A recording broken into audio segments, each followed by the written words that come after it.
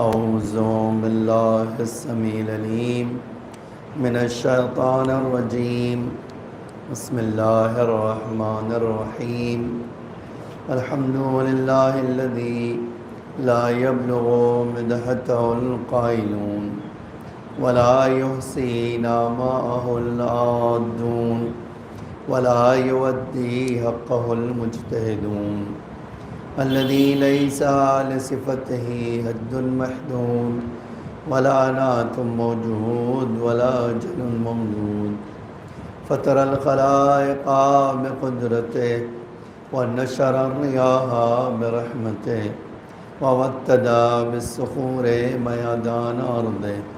ثم الصلاة والسلام والتحية والإكرام على بشير النذير والسراج المنير حبيب إله العالمين أبي القاسم المصطفى محمد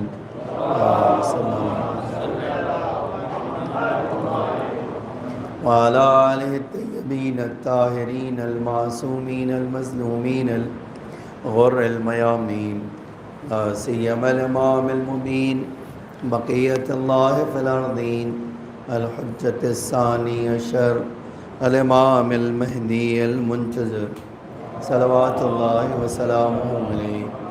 أما بعد، فقد قال علي بن الحسين عليه السلام في دعائه: اللهم صل على محمد وآله واكفني ما يشغلني الاهتمام به واستعملني بما تسألني غدا عنه واستفرغ ایامی فیما خلقتنی له. ایک اور صلوات پڑھیے: محمد وآل محمد صلی اللہ علیہ محمد وآل محمد. یہ 4 جملے ہیں، 4 سنٹنس ہے دعائے مکارم الاخلاق کے. میں نے کہا تھا کہ یہ امام کی یہ دعا چند جملوں کے بعد ایک بار صلوات آتی ہے، تو اتنی جو ابھی تک میں نے سنایا، اس کے بعد پھر سے امام یہ صلوات پڑھتے ہیں اور یہ دعا کرتے ہیں. 3 دعا آج جو میں ذکر کرنے والا ہوں، آپ بہت اہمیت رکھتی ہے میری اور آپ کی زندگی میں یہ دعا. آپ دیکھیں، پہلی دعا یہ ہے: وقفنی ما یشغلنی الاہتمام بہ. اے اللہ، میرے لیے ایک ایسا انتظام کر دے کہ جو میرا غیر اہم کام ہے وہ کوئی اور کر دے. جو اہم کام ہے اس میں مصروف رہوں، اور جو میرا غیر اہم کام ہے وہ کوئی انتظام کر دے کہ وہ اس کے ذریعے سے ہو جائے. دوسرا جملہ دیکھیے کیا عجب ہے: واستعملنی بما تسألنی غدا عنہ. اے اللہ، مجھے اس کام میں استعمال کر لے جس کے بارے میں تو قیامت میں پوچھنے والا ہے. آج تو شاید کوئی نہیں پوچھ رہا ہے، لیکن قیامت میں کچھ سوالوں کا جواب دینا ہے. اے اللہ، اس کاموں میں مجھے مصروف کر دے. اور واستفرغ ایامی فیما خلقتنی له. اے اللہ، جس مقصد کے لیے مجھے پیدا کیا ہے اس مقصد کے لیے میرے پاس ڈھیر سارا وقت دے دے. آپ دیکھو، اب جب ہم یہ پہلے جملے کے بارے میں جاتے ہیں نا، تو آج ہماری اور آپ کی زندگی میں، دنیا میں ہر آدمی جو آیا ہے اس دنیا میں، ہر آدمی کو اللہ نے ایک اسپیشل ٹاسک دیا ہے، ایک خاص صلاحیت دی ہے، ایک خاص جو ہے کام کے لیے بنایا ہے. ٹھیک ہے؟ اور یقین جانیں کہ اگر ہر انسان وہ جلدی سمجھ جائے کہ مجھے کس فیلڈ کے لیے اللہ نے بنایا ہے، تو اس فیلڈ میں وہ کام کر سکتا ہے جو دنیا کا کوئی اور آدمی نہیں کر سکتا ہے. ٹھیک ہے؟ اور اسی طرح انسان کی زندگی میں بہت سارے کام ہیں، لیکن وہ اتنی اہمیت نہیں رکھتے جو ایک امپورٹنٹ کام کے لیے ہے. اب آپ دیکھیے، آج ہم دیکھتے ہیں کہ بہت سارے لوگوں کی زندگی جانتے ہیں ایسے کاموں میں پھنسی رہ گئی جس کا کوئی مقصد ہی نہیں تھا. جب کہ اگر انہیں موقع دیا جاتا تھا، ان کو موقع ملتا تھا وہ بہت عظیم کام کر سکتے تھے۔ میں ایک مثال لے آتا ہوں۔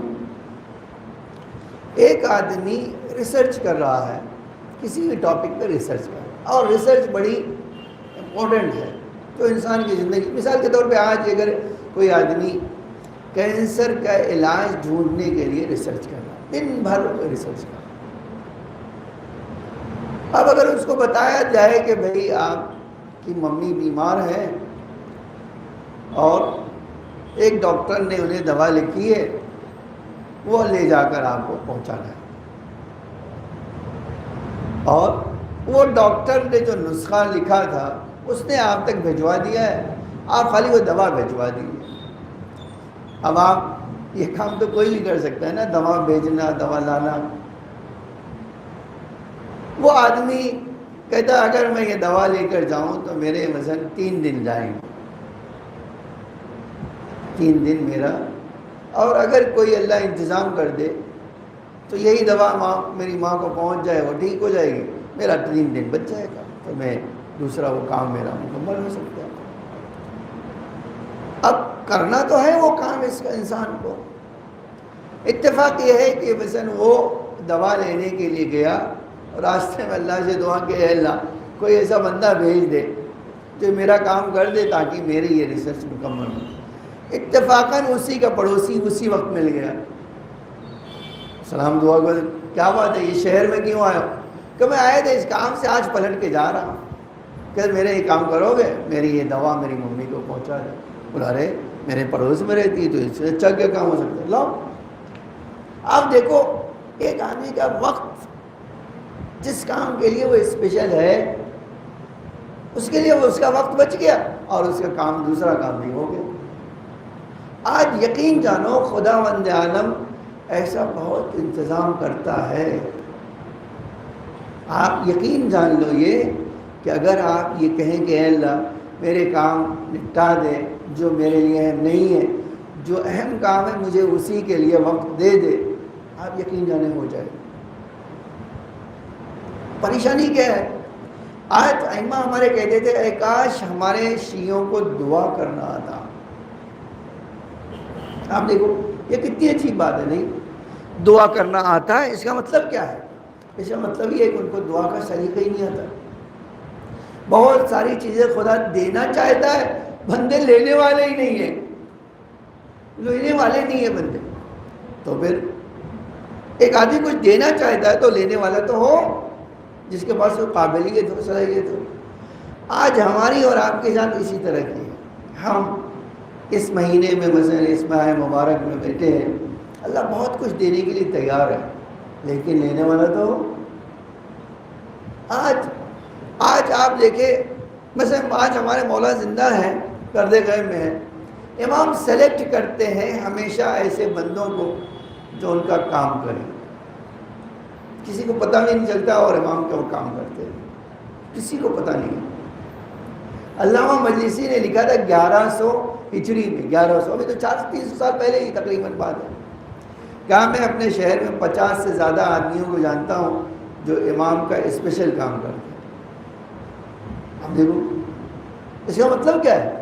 اس کا مطلب یہ ہے کہ بہت ساری ایسی چیزیں اس دنیا میں ہیں جو بہت اہم ہیں، ہم اس سے غافل ہیں، ہمیں اسے پتہ ہی نہیں چلتا۔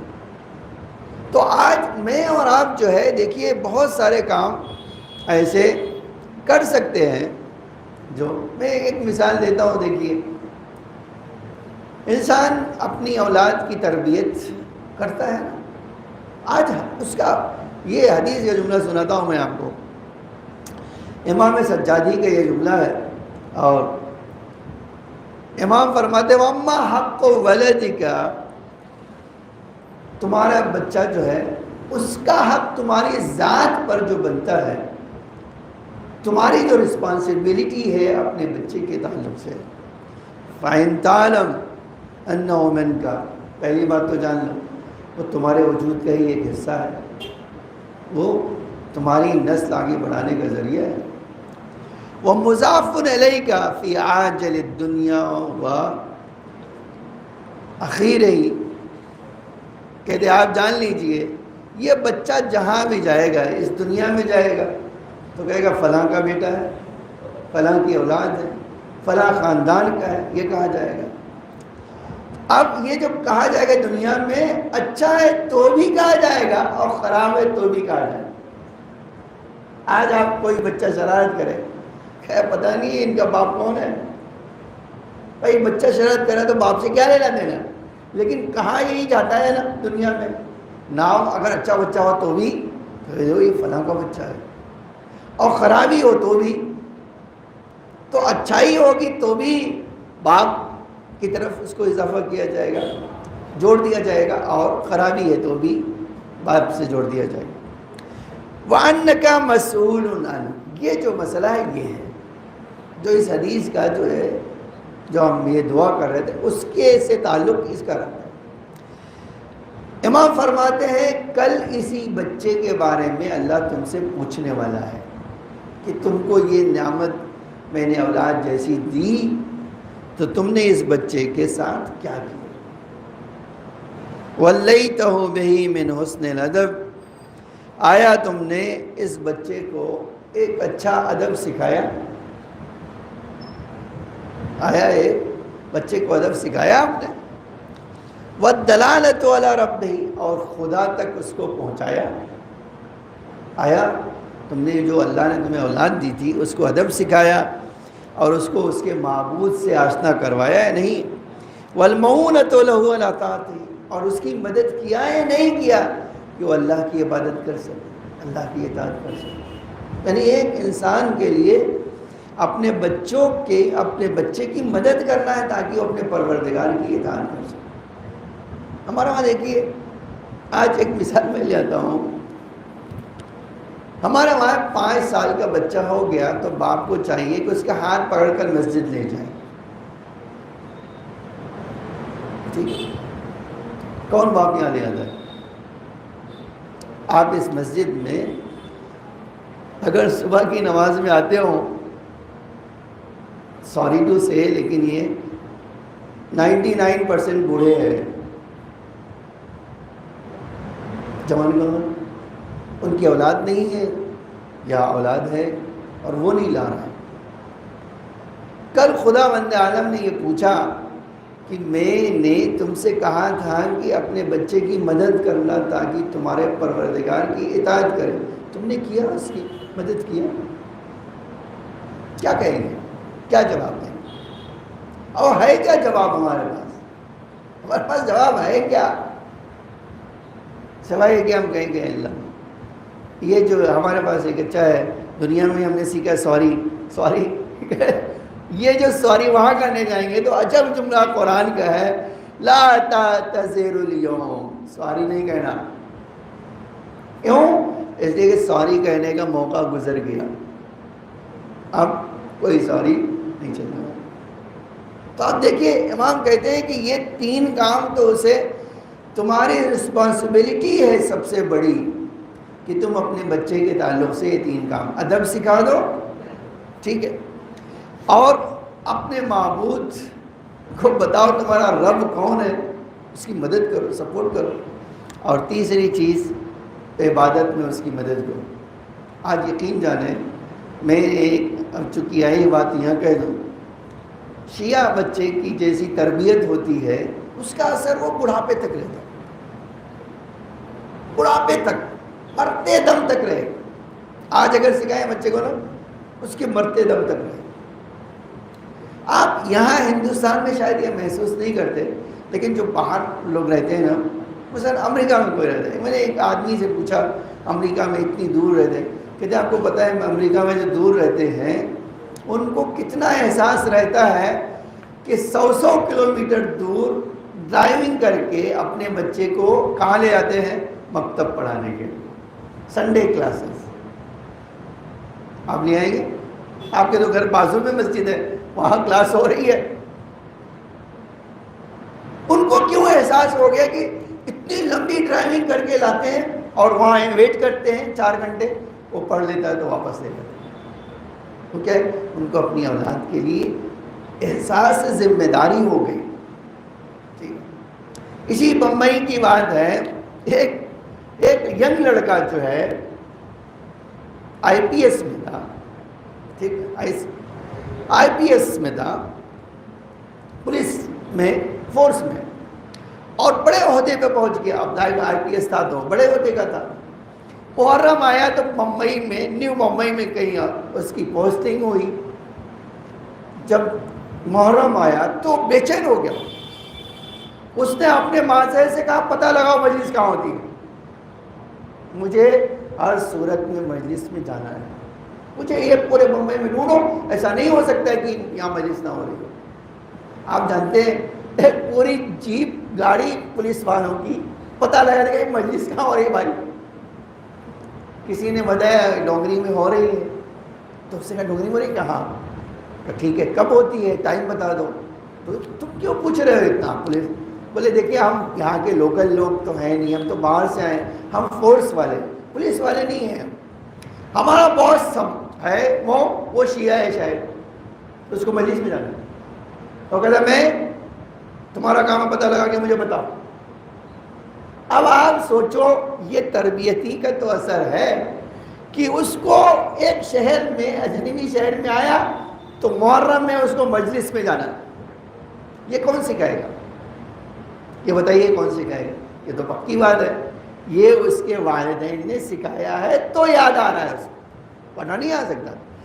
اچھا آیا ایک بار ہم سے ملاقات ہوئی کہ مولوی صاحب اتنی بے چینی تھی کہ یہ پتہ لگانے کے لیے کہ امام بڑا کہا ہے مجلس کیا ہے، اور جب پتہ چل گیا تو ایک دن بولے میرے گھر میں بھی مجلس ہو. اب سینٹرل کمانڈ میں بیٹھا ہوا ہے نیو ممبئی میں، تلوچا کے پاس فورس کی، وہاں بولے مجلس وہاں میرے گھر میں کرنا چاہتا ہوں. تو کیسے کرو؟ بولے میں بس بھیج دیتا ہوں، ایک انجمن آ جائے. میں آفیسر ہوں، میں تو کہہ دوں کسی 4 بسیں آپ کے لیے لا دیں گے، لائیں گے، لے جائیں گے، کھانا پینا سب کر لیا. اب بسیں گئیں جب تو وہاں تو کوئی پرندہ پر نہیں مار سکتا، اجازت اندر ہونے کی چاہیے. اب 4 بسیں، 2 بسیں آ رہی ہیں، لوگ عام آدمی ہیں تو گیٹ پہ پوچھ رہے ہیں، بولے صاحب کی ہیں چھوڑو ان کو جانے دو. کس لیے آئے؟ بولے وہ ان کو کچھ کرنا ہے، ان کے گھر میں مجلس ہوگی. آپ دیکھو اسی سینٹرل کمانڈ میں سے مجلس رکھی. ایک بار اس نے عورتوں کی مجلس رکھی، تب ان کو اور تعجب ہوا، وہ سارے جہاں سارے آرمی والے ہوں.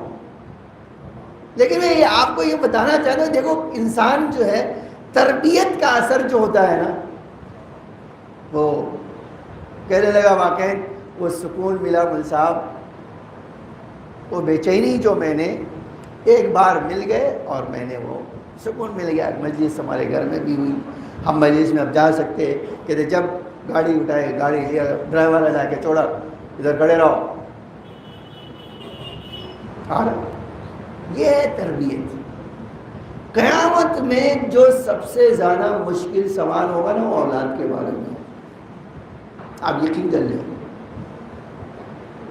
اسی لیے بہت بار انسان کو احساس نہیں ہوتا ہے، لیکن کہیں نہ کہیں بچوں کی گمراہی کے پیچھے ان کے والدین کا ہاتھ ہوتا ہے.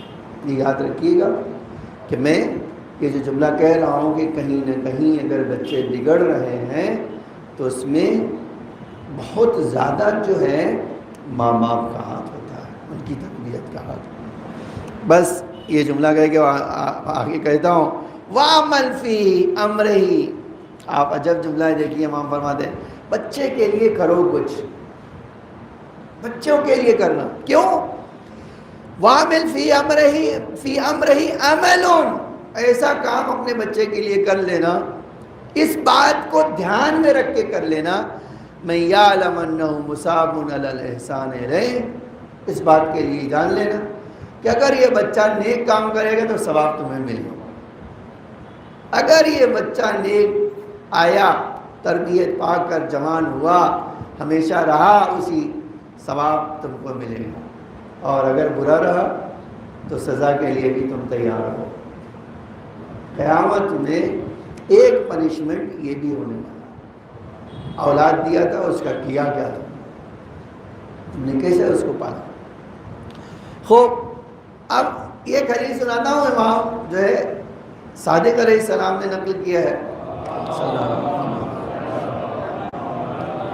لیکن امام نے جب یہ نقل کیا تو فرمایا یہ نصیحت ہے جناب لقمان کی اپنے بیٹے کے، میں تمہیں وہ سکھا رہا ہوں، امام فرماتے ہیں میں تمہیں بتا رہا ہوں کہ یہ لقمان نے اپنے بیٹے کو نصیحت کی۔ فرمایا وَعْلَمْ إِنَّكَ سَتُسْأَلُ غَدًا، اے بیٹا جان لینا کل جب قیامت میں اللہ کے سامنے کھڑے ہو گئے، اِذَا وَقَفْتَ بَيْنَ يَدَيِ اللَّهِ عَنْ أَرْبَعِينَ، تو 4 سوال کا جواب تمہیں دینا ہوگا، 4 سوال کا جواب تمہیں دینا ہوگا۔ ایک تو یہ شبابک فیما ابلیتہ، یہ جوانی کہاں گوائے، کس چیز میں جوانی کو خرچ کیا، کہاں یہ جوانی کو بڑھاپے میں تبدیل کیا، یہ بتاؤ۔ وَعُمْرِكَ فِيمَا أَفْنَيْتَهُ، جو عمر تمہیں دی تھی اس کو کس کام میں یوز کیا۔ وَمَالِكَ فِيمَا اكْتَسَبْتَهُ، پیسے کمائے تو کہاں سے کمایا یہ بتاؤ، اور پھر کمایا تو خرچ کہاں کیا یہ بتاؤ۔ آپ یقین جان لیں کہ آج یہ چاروں سوال کا جواب اتنا دشوار ہے، خالی یہ ہم سے اللہ پوچھ لے کہ بتاؤ جوانی کا ایک دن کا حساب دے دو، ہے کوئی؟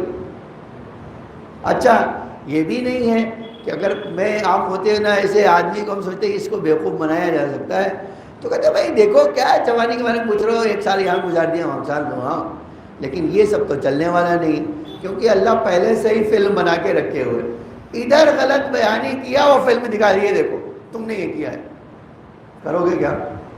جھٹلانے کا تو کوئی امکان ہے نہیں، جھوٹ بولنے کا بھی امکان نہیں، اس لیے کہ وہ عجیب ہے، وہ قیامت کا جو منظر ہے نا وہ عجیب ہے۔ قیامت میں جیسے ہی کوئی انسان انکار کرے گا کسی چیز کو، وہ جگہ پوری اٹھا کر اس کو دکھا دیں گے آپ نے یہ سب کیا، بولو۔ اسی لیے قرآن میں آپ کئی جگہ پر ہے جب اللہ کہے گا اس کی زبان بند کرو، اس کی زبان پہ تالا لگاؤ، تو تالا کیوں لگاؤ؟ کہا آج اس کی زبان کی ضرورت نہیں، اس کے جو ہے اعمال بولیں گے، تو جب وہ اعمال بولنے لگیں گے تو یہی زبان سے اپنے انسان کہے گا تم لوگ کیوں میرے خلاف گواہی دے رہے ہو، میرے ہاتھ ہو میرے پیروں میرے خلاف گواہی دے رہے ہو۔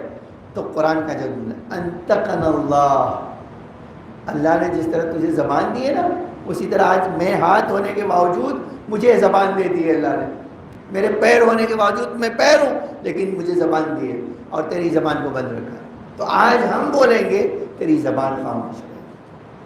دیکھیے تو قیامت تو ایسی چیز ہے، واقعاً اگر کسی کو پوچھ لیا جائے کہ جوانی کہاں گزاری ہے، اس کے لیے آسان نہیں ہوگا، کسی کے لیے بھی آسان نہیں ہوگا۔ اور دوسرا جملہ تھا عمر کا ایک دن حساب دو، کبھی سوچتے ہیں یا نہیں سوچتے؟ مثلا ایک آدمی 50 سال اگر زندہ رہا تو ہر سال 365 دن ہے، کبھی آپ نے 1 سال کا حساب لگایا کہ بھائی 365 دن یہ میرا 2022 جا رہا ہے، بھائی 4 مہینے تو ہو گئے ہیں، ہے نا، اپریل چل رہا ہے، تو اس 4 مہینے میں ایک دن میں نے کہاں خرچ کیا؟ کوئی ایک بھی ایسا نہیں ہے جو ہم میں سے آپ میں سے یہ حساب رکھتا ہو کہ بھائی یہ 4 مہینے میں ایک دن میں نے کہاں خرچ کیا، اور پھر اس کے بعد یہ ایک بار کیلکولیشن نکالنے کے بعد وہ کہے کہ یا پلس میں کیا یا مائنس میں کیا، وہ تو سوال ہی نہیں تھا۔ جب ہم دن ہی نہیں گنتے ہیں بس گزر گیا ایک دن، مہینے جو ہے آپ جانتے بیٹھے بیٹھے سوچا، یہ مصر میں جناب نفیسہ، جانتے ہیں نفیسہ امام کی اولاد میں سے، اگرچہ وہاں جناب نفیس سیدہ نفیسہ کے نام سے مشہور ہے، وہ ظاہراً اماموں کی کوئی بیٹی ہے، انہوں نے اپنی زندگی میں 5000 بار قرآن ختم کیا۔ کتنا؟ 5000 میں پورے سال گزر جاتا ہے، ہم اور آپ ایسے ہیں، پورے سال گزر جاتا ہے، ماہ مبارک آتا ہے تو ایک دورہ ہوتا ہے، وہ بھی ہم نہیں پڑھتے ہیں، مسجد والے پڑھتے ہیں، ٹھیک ہے، مسجد والے یہ کروا دیتے ہیں، ہم نہیں پڑھتے۔ اب اگر میں نے 60 سال عمر گزاری ہے تو 60 مرتبہ تو ختم ہونا چاہیے، کیونکہ 600 پیج ہے، 622-23 پیج ہے پورے قرآن کے۔ اگر 2 پیج پڑھتا ہے انسان تو 1 سال میں تو ختم ہونا ہی چاہیے۔ 365 دن ہے، اگر 622 پیج ہے، 2 پیج آپ پڑھیے۔ 2 پیج پڑھنے کے لیے آپ اگر 5 منٹ چاہیے، صرف 5 منٹ۔ اگر آپ سے پوچھ رہے کہ اللہ نے کہا قیامت میں 5 منٹ میرے لیے نہیں تھا، میری کتاب کے لیے تیرے پاس، کیا کہیں گے؟ ہے کوئی جواب؟ حقیقت یہ ہے کہ ہم رسپانسبل نہیں ہیں، وہ بھی خاص طور سے ان چیزوں کے لیے جو اللہ ہم سے چاہتا ہے۔ ہم ایسی چیزیں کر رہے ہیں جس کے بارے میں شاید اللہ ہم سے پوچھے ہی نہیں۔ اس لیے ضروری ہے کہ یہ دعا کرنے کا سلیقہ ہمیں آئے، کیونکہ اللہ ایسے کام میں نہ پھنسا دے جس سے ہمیں وہ کام ہم سے چھوٹ جائے جو ہمارے لیے بہت ضروری ہے۔ یہ دعا کرنے سے کیا ہوگا؟ آپ یقین جانیں زندگی بدل جائے گی۔ اسی لیے میں آپ جانتے ہیں جناب نفیسہ نے کیا کیا تھا؟ کہتا ہے اللہ دعا کرتی تھی کہ اللہ جب میری موت آئے تو روزے سے رہوں اور قرآن پڑھتی ہوئی، قرآن پڑھ رہی ہوں اور روزے سے رہوں اور میری موت آ جائے۔ آپ جانتے ہیں 5ویں پارے یا 6 پارے کی یہ دعا لہو دعوت الحق، حق دعوت نے بلایا، لہو کہتے ہیں اللہ کی طرف سے آواز آئی، حق اللہ ہے۔ وہ یہ آیت پڑھ رہی تھی لہو دعوت الحق، فرشتہ آ گئے، چلو اللہ نے بلا لیا۔ کسی نے جب اب قرآن پڑھتے پڑھتے روزے سے گر گئی یہ آیت زبان پہ لہو دعوت الحق ہے، کسی نے کہا کہ میں روزہ توڑوا دوں، تو فرمایا میں زندگی بھر جس کے لیے دعا کرتی رہی، آج اللہ کا وہ پیغام آ گیا ہے تو کہنے میں روزہ توڑ دوں؟ نہیں، بس مجھے سیدھا کر دے، میں سیدھے ہو جاؤں۔ انہیں سیدھا کیا اور روح پرواز کر گیا۔ دیکھو اللہ جب اس کا بندہ ہوتا ہے تو اس کے لیے کتنا، اس کی دعا کا لیے بھی کتنا اہتمام کرتا ہے۔ میں سوچتا ہوں ایک ایسی دعا کہ اللہ قرآن پڑھ رہی ہو اور روزے سے ہوں مجھے بلا لے، اور ایگزیکٹلی اسی وقت اللہ کا پیغام آیا اور چلو۔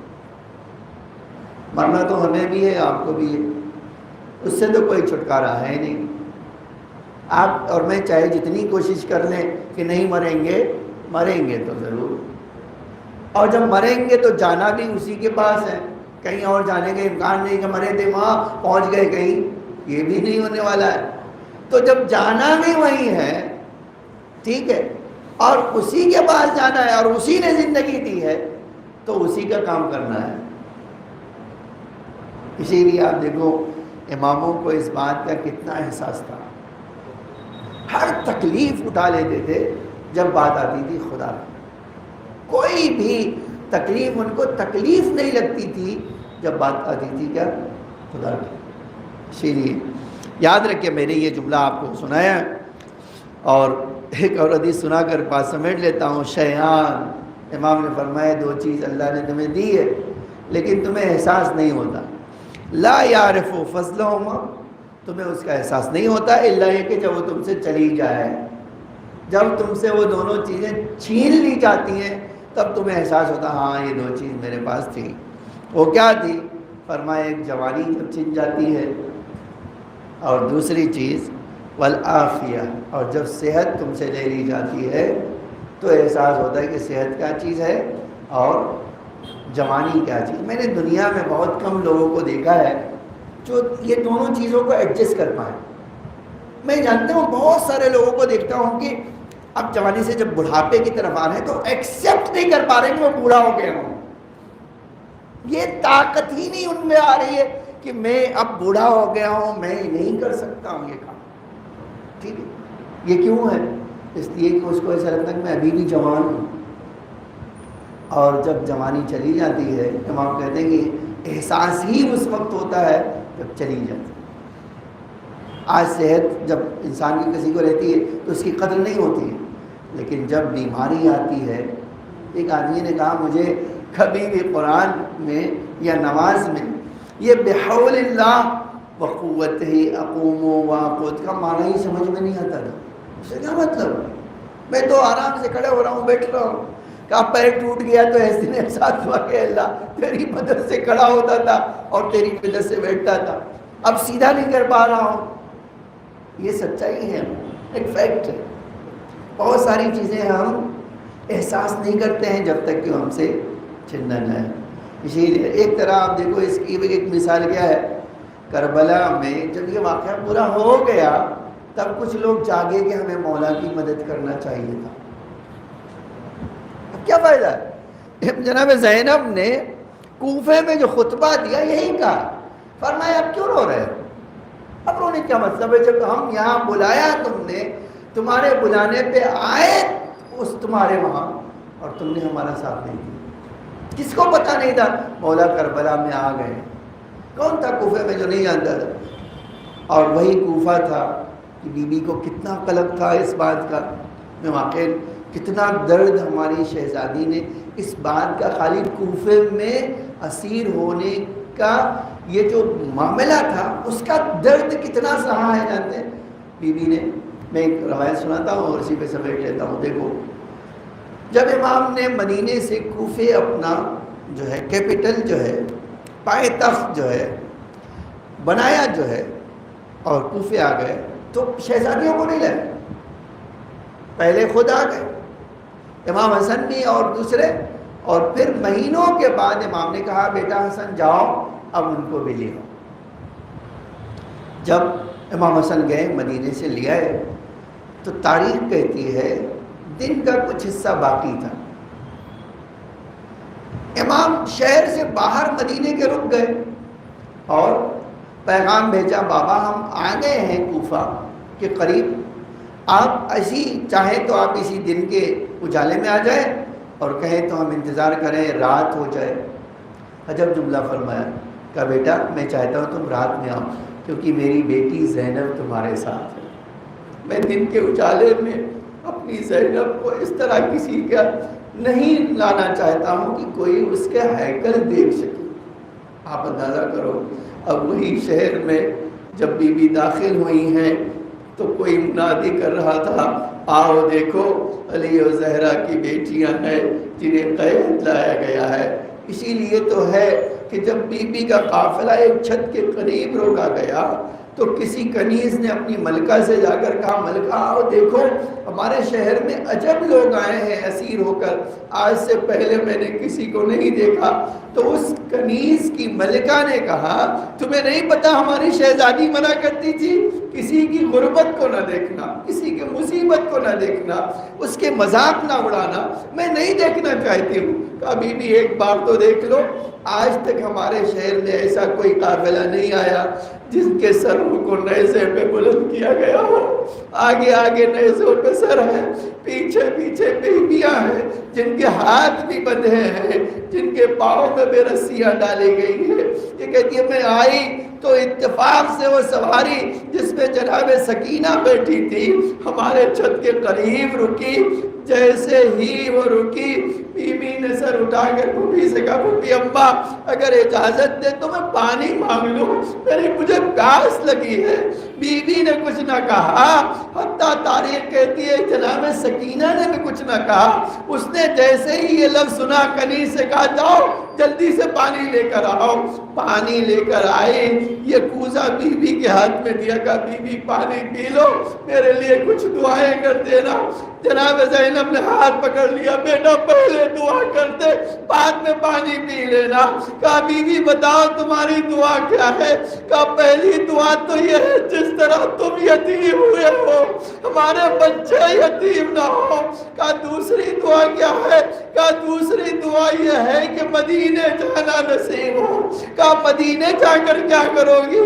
کہا تمہیں پتا نہیں ہم نے اپنی شہزادی کو کافی دنوں ہو گیا نہیں دیکھا ہے، ہم کو انہوں نے پروان چڑھایا ہے۔ لو ارباب ازا یہ جملہ کہا میں نے مجلس ختم ہو گئی۔ روایت کہتی بی بی نے فرمایا کیا دیکھو گی پہچان سکو گی؟ کہا آپ کیسی باتیں کر رہی ہیں، جس نے ہمیں جوان کیا ہو کیا ہم اس کو نہ پہچانیں گے؟